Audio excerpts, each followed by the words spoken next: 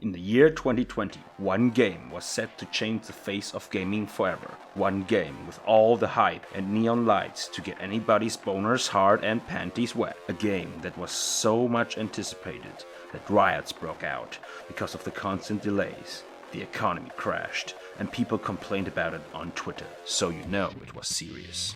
A sci-fi epic, the like of which we have never seen, developed by a small studio that through their past work have inspired shock and awe among its fans. And after countless delays, the studio caved in to the demands of its rabid fans and finally released the game. I'm of course talking about... Get fucked. Good as gold. I fly, you shoot. Let's show these Provo cunts a good time. You are officially ready to start some shit. How dare you do that to my babies? Now that's what I'm talking about. Let's start at the beginning. Subverse is a turn-based tactical / spaceship bullet hell game with a heavy focus on plot and plot. It is developed by Studio FOW, a pornographic animation studio turned game developer, which is about as ridiculous as it sounds. For those who don't know, 3D animated porn had been a thing since the dawn of source filmmaker. They usually depict video game character or other fictional characters doing things like, I don't know, holding hands or something. And Studio FOW are one of the titans of the genre, making high quality production with talented voice actors and raising their bar with every film they make. They're also known for their, let's say, more explicit content. So much so that they got booted off Patreon. Yeah, Patreon. You know, that site that has a gajillion furry porns on it? Yeah. Apparently a little bit of Red Riding Hood against Big Bad Wolf action is just too much. I call double standards, but what do I know? So, what do you do if you get booted off of one of the biggest platforms for independent creators and are now looking for a stable income? Well, if you're absolutely insane, you do the super chat no fucks given move and become a video game developer and set out to make the highest budget porn game ever with the sole purpose of flexing on anybody who doubts the profit you can make with alien dong. And that's exactly what the perverts at Studio FOW did. And the internet went wild. The Subverse Kickstarter became one of the most successful on the entire platform, raking in over £1.6 million, proving once again that gamers are truly the financial backbone of modern civilization. But of course, this comes with a lot of expectations. People were hyped up, not only because of the prospect of a high-budget porn game, but also a porn game with story that you actually care about, interesting characters, and gameplay that is not actual garbage. For their first game ever, Studio FW were suddenly given a huge budget and all the anticipation that comes with it. How did they do? Well, the global pandemic certainly didn't help, causing the game to get delayed. Until, begrudgingly, they finally announced that they were gonna release the game in early access, which was not their original plan. They wanted to give their players a full experience, from start to finish. But either due to mismanagement or just plain old global pandemic, or a mixture of both, that didn't happen. Which really got me worried. But hey, Hades was a success, and the people working on it are clearly passionate, so I was still very optimistic when the game finally released on March 26th, 2021. Subverse is set in the Prodigium Galaxy, which is ruled by the Imperium. They're kinda like the Covenant from Halo, a mixture of different alien species united under one religion. Only their religion is based upon purity, abstinence, and general wholesomeness. And anybody who doesn't live by the veil will be punished and purged with fire and brimstone. Prodigium Galaxy. What makes someone a criminal? Getting caught. Where do the humans fit into all of this? Well, all the humans that lived on this side of the galaxy were originally all prisoners. Shot through a wormhole because we kept bonking people into horny jail until there was no more room left. When the humans finally arrived in this strange part of the galaxy and made first contact with another sentient species for the first time, the only burning question on everybody's minds was, how do I fuck it? As you might imagine, the Imperium didn't quite like the idea, so they purged their biggest colony, New Vegas, and scattered the humans across the galaxy. In this dystopian future, the Imperium and the Veil rules absolute. Lust is a weakness. Purity is strength. With abstinence, I gain clarity. With clarity, I gain enlightenment. With enlightenment, I gain purpose. With purpose, I gain unity. Through loyalty, I am saved. The Veil shall protect me. But they didn't account for one thing. You, the disgraced former chief of security of New Vegas, and now the captain of the high-tech stealth ship, the Mary Celeste, armed with your stolen sex bot and ragtag team of monsters, criminals, and women. You aim to destroy the Empire and bring balance back to the Force. Or just destroying this ancient civilization and usher in the Galactic Dark Age. However you want to see it. The captain is a pretty fun character.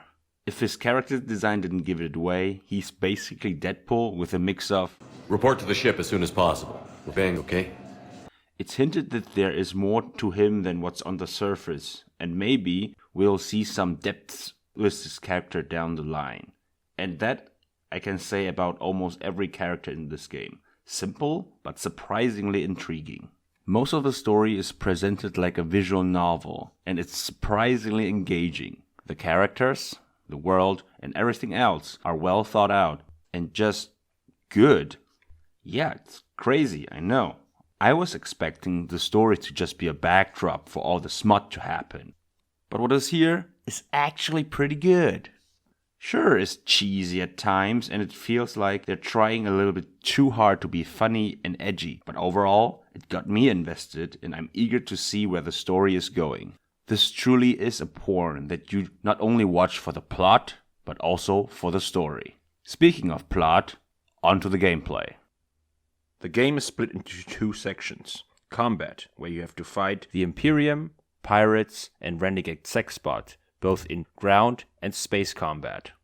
After which you get to the RPG ship management section, where you talk to your crewmates, upgrade your ship, monsters, select your next mission, or engage in illicit activities with your crewmates. More on that later.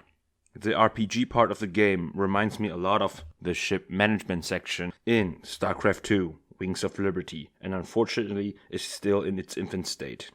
As of right now, the only thing you can do with all the money and resources you earn during missions is buying small upgrades for your fighter ship, the Phoenix. Also, you can view the stats of your monsters and crewmates, but you cannot upgrade them at the moment. And, later in the story, you can take the girls on dates, which, as of right now, does absolutely nothing. Yeah, this definitely feels like an early access game now. What about combat? The ground combat is where you take one of the ladies and a bunch of genetically mutated monsters, so-called manticores, and fight in a turn-based battle system.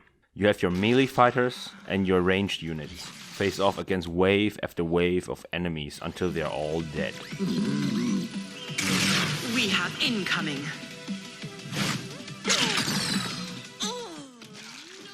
I would love to make this section sound more interesting, but as of right now, there's really not much variety in the combat. Every battle, even the one boss battle in this section, feels the same. Just waves after waves of the same enemies over and over again. I personally love turn-based strategy games. Games like Banner Saga or XCOM are some of my favorites. But what is here is just very, very barren. What about space combat? Well, it's much better. You fly your small fighter ship with a WASD key and fire with your mouse. The controls in this section feel very responsive, and shooting at literal dicks is very fun. During most missions, one of your crewmates becomes your co-pilot, and your special attack changes depending on which of the girls mounts your gun. But same as ground battle, it lacks variety when it comes to missions at the moment. In almost every map, your mission is to eliminate all the enemies on screen. I was hoping that the special side missions would have some kind of twist, but no. Other than some quick dialogue scene, they're just like any other mission. And it's not like Studio FOW doesn't know how to do unique battles. When it comes to space combat at least, all the boss battles in space have been phenomenal so far. But they're just so few and far between, and the mundane mission feel like a grind after a while. My suggestion would be to at least make the side missions that show up in your mission log have unique battles. Now, let's get to the important part of the game. Using one of your crewmates in battle earns you experience with them, or devotion as it's called in game, which gives you Pooter points to spend in the most important part of the game.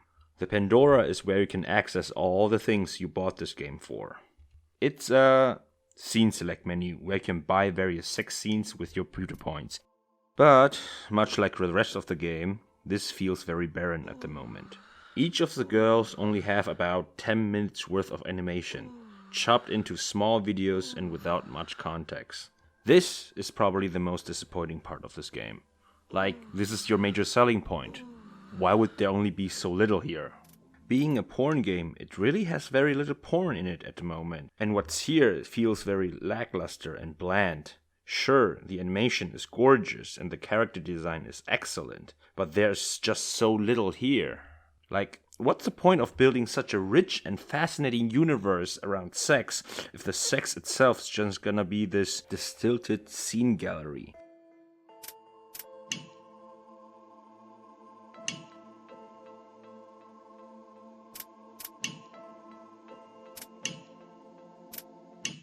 Speaking of gorgeous animation, let's talk about something positive again. The presentation of this game is absolutely phenomenal. The game looks fantastic. The art direction is great and everything looks just so slick and clean. And of course, the character designs are absolutely incredible. And all of this is topped off with some excellent voice actors, with standout performances by the 3 main girls you have access to right now. Since you are a massive pervert, I should inform you that an application called Slut Mode is integrated in my programming. However, Slut Mode is incredibly unstable. Activation without proper debugging could lead to permanent damage. Damage to your systems? No, I mean permanent damage to the genitals of everyone on board. Nice to meet you, Captain. I've heard great things. Great things? Nah, I'm just some backwater smuggler. Perhaps. But a man who's not afraid to break the rules and put something you want exactly where you need it can be quite useful. Captain, since you have something I want and I am a guest on your ship, I feel it necessary to provide you with knowledge of my need to immediately disembowel the fuck out of those that insult me. And all of this comes with a kick-ass soundtrack.